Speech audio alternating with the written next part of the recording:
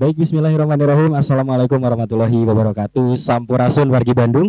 Tentunya kembali lagi di channel YouTube-nya Diskominfo Kota Bandung dalam program Bandung Menjawab. Dan seperti biasa di Bandung Menjawab edisi hari ini di edisi tanggal 21 Maret 2024 hari Kamis yang diselenggarakan ini di Media Center Balai Kota Bandung.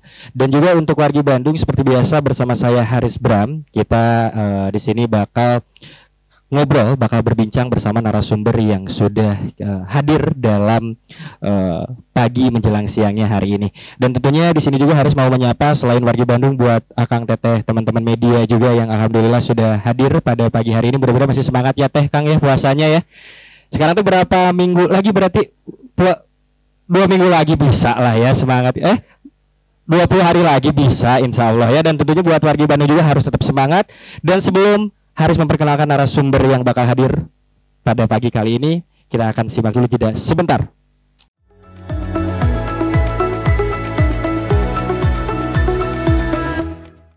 Nah, dan alhamdulillah nanti sebelum Haris ngasih atau memberi kesempatan sama Akang Teteh media di sini yang ingin bertanya bersama narasumber kita, di sini Haris mau memperkenalkan dulu ini ada Ketua Tim Pemeriksaan Obat dan Makanan yaitu ada Ibu Leni Mariati dari BPOM.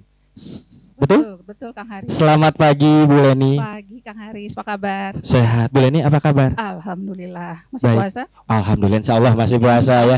Nah, Bu Leni, izin nih, ini yang tadi Haris bilang di awal bahwa dari Bu Leni ini kan selaku Ketua Tim Pemeriksaan Obat dan Makanan dari BPOM. Nah, mungkin dari wargi Bandung sendiri ingin tahu terlebih dahulu BPOM teh apa? Sebenarnya sering dengar saya teh Kang Haris, tapi nggak tahu sebenarnya BPOM teh apa. Oke. Padahal deket ya dengan Pasder 25. Saya sedikit menjelaskan. Jadi BPOM itu adalah Badan Pengawas Obat dan Makanan. Dia adalah lembaga non kementerian di bawah Presiden langsung.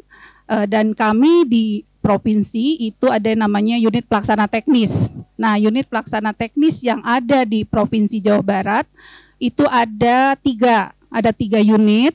Jadi unit yang pertama adalah Balai Besar POM di Bandung, yang kedudukannya di Bandung.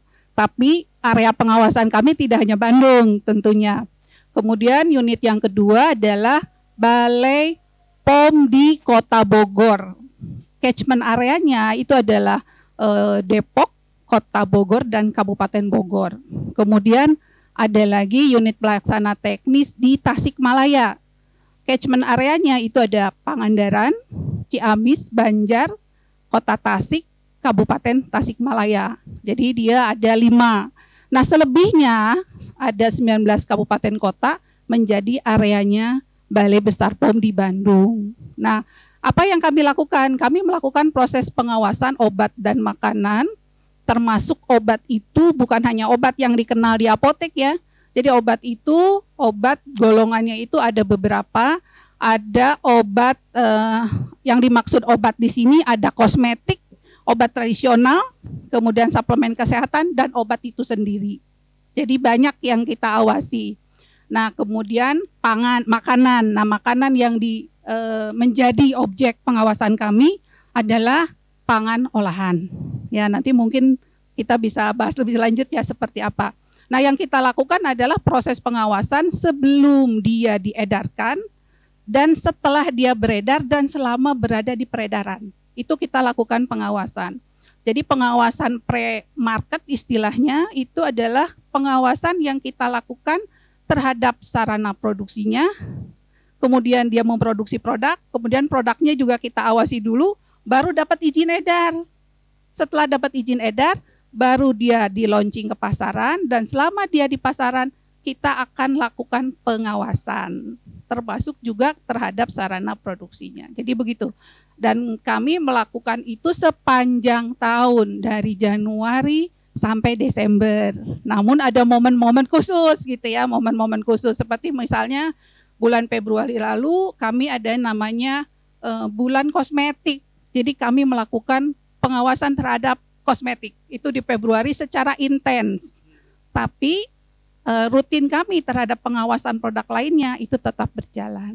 Jadi Aris potong sedikit ya, kayak Siap. skincare kayak gitu juga. Ya, siap. Oh, itu juga termasuk Ya, diperiksa juga betul, sama betul. BPOM ini ya. Ya, betul. Oke, betul. Tapi Bu Leni, ini kan tadi Bu Leni juga bilang makanan-makanan. Ini makanan yang dimaksud itu apakah makanan yang ada di pinggir-pinggir jalan, atau makanan produk, atau makanan apa yang diperiksa tiap tahunnya tadi kata Bu Leni? Oke, untuk makanan itu, makanan kan kategorinya ada pangan segar asal tumbuhan, misalnya itu izinnya diberikan oleh Dinas Pertanian gitu ya. Kemudian pangan segar asal hewan seperti ayam potong, daging gitu ya, itu kan ada di Dinas Peternakan. Nah, pangan olahan itu ada 2 kategori. Pangan olahan dengan izin MD atau ML, itu istilahnya adalah makanan produksi dalam negeri atau makanan produksi luar negeri. Karena produksi luar negeri pun ketika dia diedarkan di Indonesia, dia harus punya izin edar gitu dari Badan POM.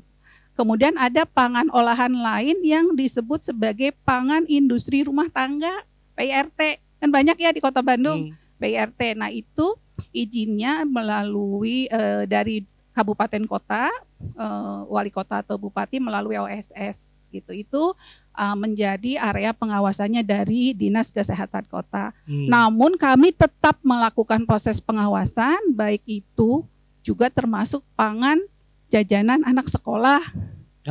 Itu kita lakukan proses pengawasan. Kemudian pangan sekarang nih puasa, makanan takjil, kami juga lakukan proses pengawasan terutama untuk kandungan bahan berbahayanya.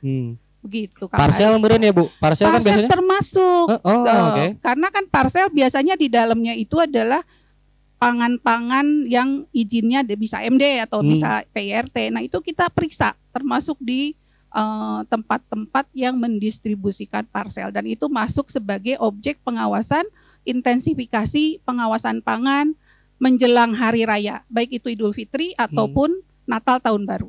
Oke. Gitu. Tapi boleh nih sebelum Haris nanti nanya sama Akang Teteh, teman-teman media yang sudah hadir di sini yang ingin bertanya sama Ibu langsung. Nah, untuk kelayakannya, misalkan kan tadi Bu Leni bilang ini kan ada pengawasan, terus juga dilihat makanan yang olahan dan sebagainya, itu dilihat layak enggaknya atau dapat kelulusan, atau ibarat kelulusan ya dari BPOM itu dinilai dari apanya? Misalkan dari wah ini kemasannya nih, ini udah bersih atau gimana itu Teh? Nah, untuk proses pengawasannya, jadi kalau untuk produk itu kita melakukan sampling, Pak. Kalau sampling tuh ngambil di pasaran, tapi nggak diambil gratis ya. Jadi kita beli ke pedagangnya. Kemudian kita akan lihat penandaannya di labelnya. Karena kan label ada persyaratannya. Misalnya ada nilai gizinya, ada waktu kadaluarsanya, kemudian ada nomor izin edar tentu saja gitu. Itu kita periksa.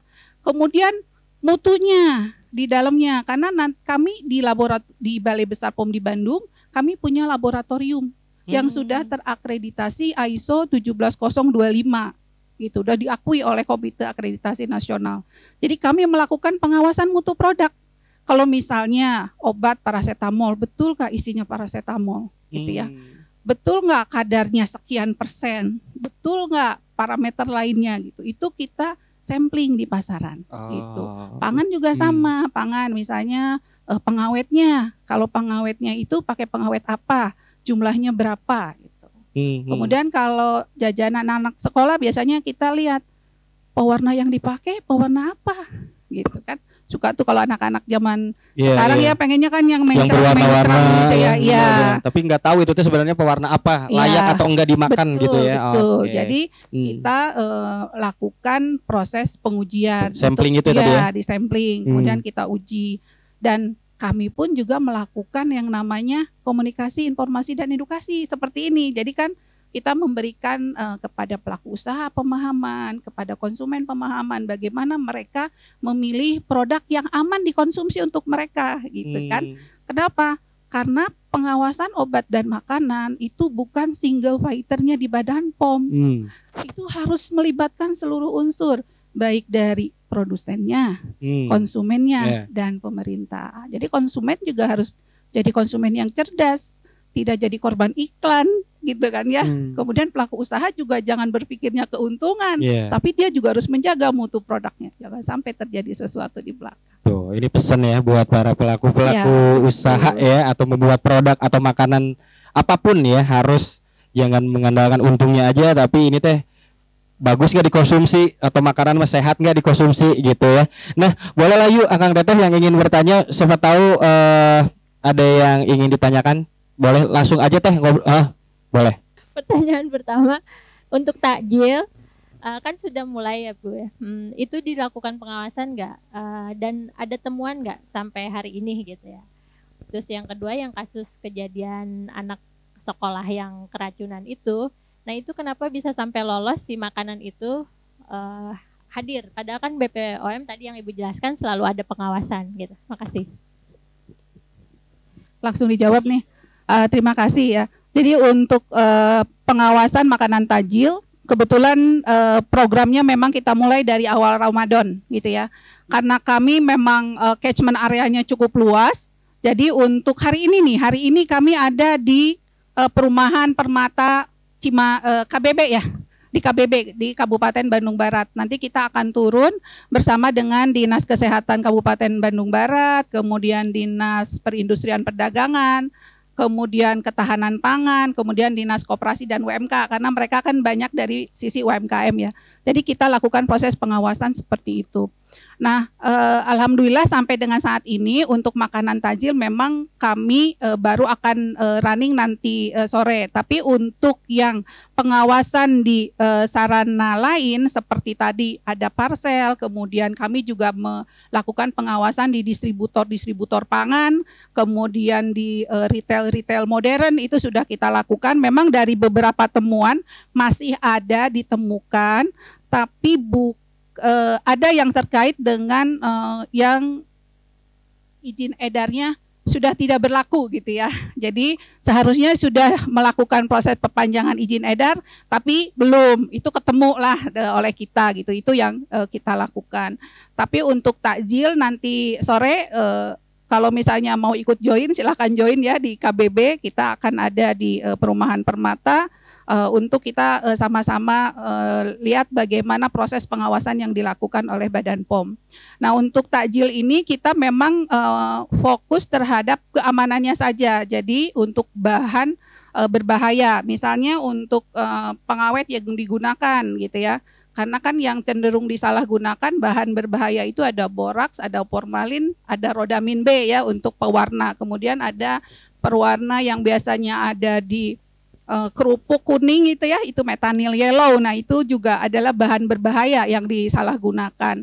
Itu untuk takjil. Kemudian terkait tadi, ada aja gitu ya, yang lolos kok udah disetujui oleh Badan POM, izin edarnya udah keluar, kok ada keracunan. Nah, ini komitmen dari pelaku usaha gitu. Jadi ketika dia melakukan proses pengujian awal, yang saya sebutkan tadi pre-market, dia kan sudah menguji produknya, disampaikan ke kami. Sehingga kami nilai dia sudah memenuhi, kita rilis nomor izin edar.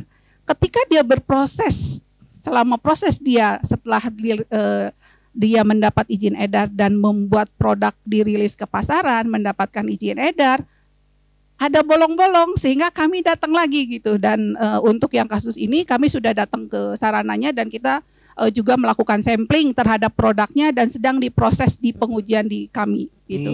Itu sudah kita lakukan. Jadi komitmen pelaku usaha juga kami sangat harapkan ya, karena kenapa?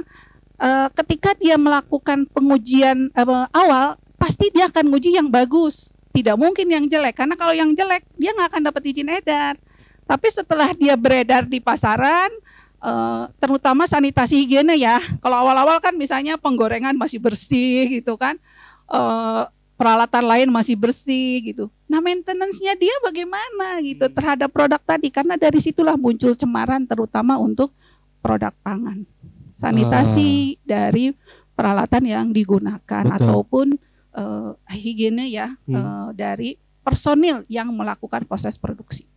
Betul. Demikian Teh. Teh sudah menjawab. Aduh, jamaning tadi kata Bu Tiama benar, eta kerupuk anclom berenya, kerupuk banjur gitu, yang kuning teh itu Bu. Ya. Aduh, saya jamaning Haris. Kerupuk apa itu teh namanya teh? Kerupuk mie, kerupuk ojai gitu, kerupuk anclom, kerupuk ojai namanya teh. Aduh. Nah, kalau warnanya udah terlalu mencolok, hati-hati. Mungkin saya kasih tips ya buat konsumen. Saya tiap hari beli, teteh juga tiap hari masuk kerupuk itu mah. Jadi harus gimana sih kuningnya teh? Nah, kami sebetulnya untuk masyarakat supaya menjadi masyarakat yang cerdas ya, kita punya yang namanya cek klik gitu ya. Cek klik itu KLIK. Yang pertama kemasan. Kemasannya dipastikan dulu tidak bocor gitu ya, tidak penyok. Kenapa yang penyok? Nggak boleh Bu, kan nggak bocor misalnya ya. Kita tidak tahu penyok itu apakah ada lubang yang mungkin kecil yang kita tidak nampak, tapi udara bisa masuk dan bisa tumbuh bakteri. Itu kemasan. Jadi kita harus betul-betul perhatikan. Kemudian yang kedua labelnya. Di label itu kita harus perhatikan adakah izin edarnya, adakah cara penyimpanan. Misalnya simpan di suhu sejuk, disimpan di atas kompor gitu ya. Atau misalnya suhunya harus di kulkas, ya simpanlah di kulkas gitu. Itu informasi-informasi yang ada di label. Kemudian yang kedua, izin edar. Izin edar jelas apakah dia MD, makanan produksi dalam negeri, ML atau PIRT ya. Itu izin edarnya. Kemudian yang terakhir ada kadaluarsa. Masa kadaluarsanya masih memenuhi atau tidak gitu. Itu konsumen harus melakukan ketika dia mau membeli atau mengkonsumsi satu produk. Namanya cek klik. Cek klik lah. KLIK. Betul ya, tuh itu jadi buat wargi Bandung atau juga buat masyarakat yang sebelum membeli itu bisa dicek itunya ya, semuanya ada di situ. Tapi lanjut dari Akang Teteh, ada lagi yang ingin ditanyakan? Kalau misalnya bicara tentang produk yang berkemasan, ada izin dan lain sebagainya, memiliki hal seperti itu ya gitu, kayak kolak atau mungkin bahkan kerupuk yang tadi Ibu bilang juga jarang sekali yang ada kemasan yang mungkin baik. Kadang plastiknya kayak cuman plastik biasa, udah aja gitu. Nah itu bagaimana Bu pengawasannya?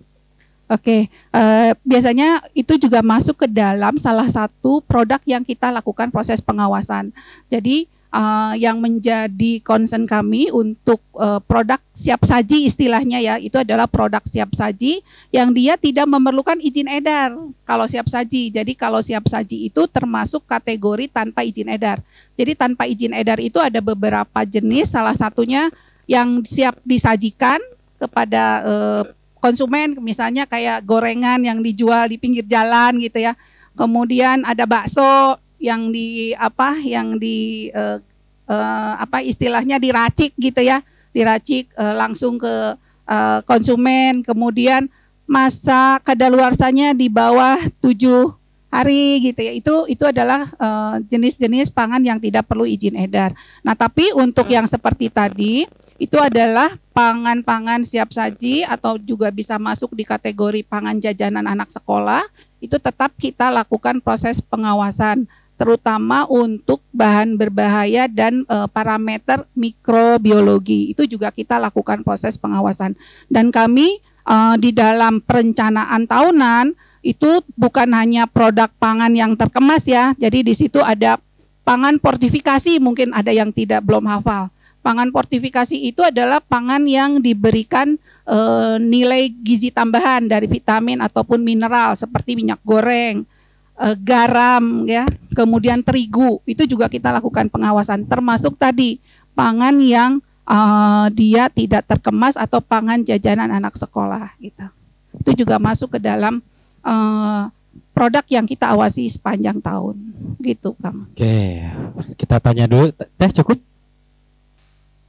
Nah, kalau yang untuk takjil itu yang kita sebut dengan intensifikasi pengawasan.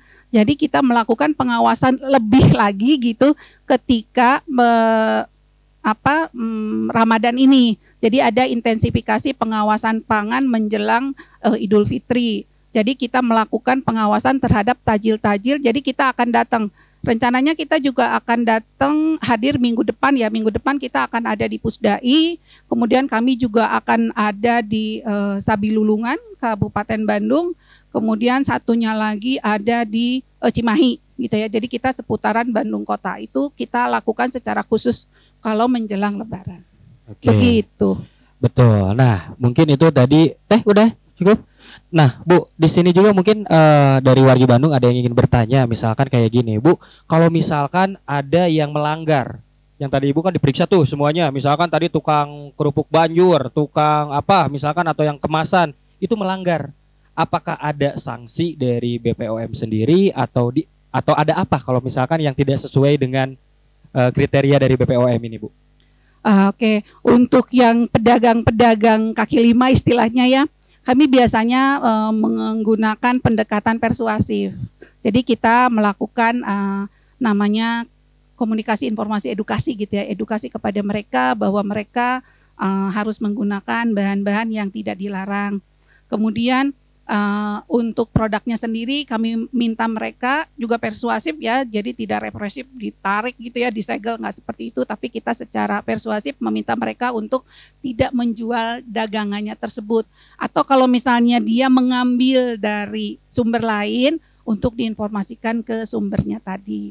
Tapi lain kalau misalnya dari distribusi pangan besar gitu ya, kami pasti akan melakukan tindakan sesuai dengan pedoman tindak lanjut. Jadi pedoman tindak lanjut kami itu kalau misalnya dia nilainya masih ringan, itu hanya pembinaan. Jadi kami meminta mereka melakukan perbaikan. Tapi kalau misalnya tindakannya temuannya itu ada tanpa izin edar misalnya ya, kami akan meminta mereka untuk memusnahkan. Kalau mereka tidak bersedia memusnahkan, bukan ini nilai rupiahnya besar gitu ya, silahkan dikembalikan ke distributor gitu. Kemudian mereka diminta untuk membuat surat pernyataan untuk tidak melakukan hal itu lagi. Begitu. Jadi ada edukasi dulu terlebih dahulu ya. Edukasi dan ada tingkatan untuk tahapan pembinaannya. Betul. Gitu. Dan mungkin dari Akang Teteh, saya ya.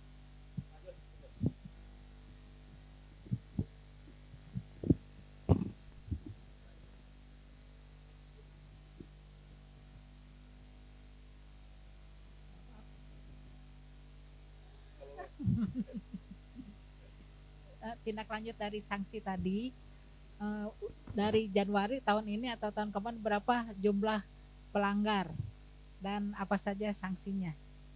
Wah, ini masalah angka nih. Kalau masalah angka saya harus lihat data ya Bu ya, karena takut saya salah. Jadi untuk yang pengawasan intensifikasi pangan sampai dengan hari ini itu kita sudah melakukan pengawasan di 45 sarana pangan. Dan itu ada 12 sarana yang tidak memenuhi ketentuan istilahnya. Ya, tapi pelanggarannya itu saya tidak detailkan ya. Jadi di sini ada temuan terkait dengan produk tanpa izin edar, kemudian sarananya dia tidak memenuhi, misalnya gudangnya kotor gitu ya. Karena pasti kita akan periksa gudangnya tersebut misalnya ada anti hamanya enggak gitu. Ya, itu di produk makanan. Jadi di distributor misalnya retail modern kita datengin tuh gudangnya, kita lihat bagaimana mereka menata, menyimpan dan mendistribusikan pangannya tersebut. Kemudian kita juga akan perhatikan bagaimana izin edarnya apakah masih berlaku atau tidak, begitu. Jadi dari sini kita sampai saat ini ya itu sudah dilakukan terhadap beberapa sarana itu adalah peringatan. Dari 12 itu ada yang besar? Oh ada, bukan industri ya, distributor yang besar ada. Terkenal, mungkin terkenal, terkenal. Bukan, karena kan berbeda. Jadi kita melakukan pengawasan dalam rangka intensifikasi pangan itu, terutama untuk ke distributor, karena sekarang kan banyak yang menjual ya. Kalau kita datang ke gudang-gudang, kondisi saat ini tuh penuh gudang itu, karena mau distribusi Lebaran ya. Jadi nyetoknya lebih banyak gitu. Nah, karena stoknya lagi banyak, justru di situ ada lemah kan biasanya pengawasan gitu ya. Nah, kita masuk gitu supaya mereka tetap menjaga mutunya gitu. Begitu. Industrinya kita periksa juga, tapi tidak sebagai bagian dari intensifikasi yang sekarang. Tapi kalau misalnya ada ketemu produk TIE misalnya, ya kita cari industrinya, kita lakukan proses pengawasan terhadap industrinya. Gitu. Okay. Jadi memang sinergi karena saya di Balai Besar POM di Bandung itu ada yang namanya ketua tim pengawasan sarana distribusi khusus gitu. Jadi nanti distribusi koordinasi dengan produksi, apa yang kita lakukan terhadap temuan-temuan dari distribusi ataupun dari produksi. Begitu. Jadi memang terkoordinasi dengan baik gitu, Betul. supaya pengawasannya juga lebih komprehensif. Jadi tiap bulannya Bu Leni bisa dibilang semakin enggak meningkat ya. Kalau di Bandung sendiri meningkat atau Apanya Pak? untuk kasus pelanggarannya gitu? Kalau pelanggarannya Tiap bulan aja, tiap bulannya tiap tuh. bulan. Kalau dari data yang saya terima, saya monef ya sampai dengan Februari ini, ada penurunan di bulan ini. Kenapa? Karena jumlah yang kita periksa naik, Oh, ya kan? oke. Dengan jumlahnya naik gitu. Jadi kontribusi yang tidak memenuhi ketentuannya juga cukup gitu. Ada penurunan gitu. Betul. Ada Dan penurunan. mudah-mudahan diharapkannya semakin di sini semakin nggak ada malah ya. Iya, karena kan nanti kita juga kerjasama dengan proses pembinaannya gitu. Jadi nanti ke belakang mudah-mudahan hasilnya cukup bagus. Oke. Nah, ini sebelum ditutup closing statement mungkin ada lagi yang ingin bertanya? Udah cukup ya? Nanti kita doorstop ya. Dan terakhir ya Bu Leni, apa yang ingin disampaikan sama wargi Bandung mungkin yang lagi menyaksikan di YouTube-nya Diskominfo ini, dan himbauan apa dari BPOM sendiri terkait, kita nggak kerasa nih udah 2 minggu lebih lagi lah, itu sekitar 2 minggu lebih lagi kita akan menghadapi Idul Fitri. Orang-orang udah bersiap belanja dari skincare, makanan, apapun itu sudah dipersiapkan, dan himbauan apa dari BPOM, Mangga? Oke, buat wargi Bandung, tetaplah menjadi konsumen yang cerdas, itu pesan dari kami. Gunakanlah cek klik untuk kita melakukan screening awal terhadap produk yang akan kita konsumsi atau kita gunakan.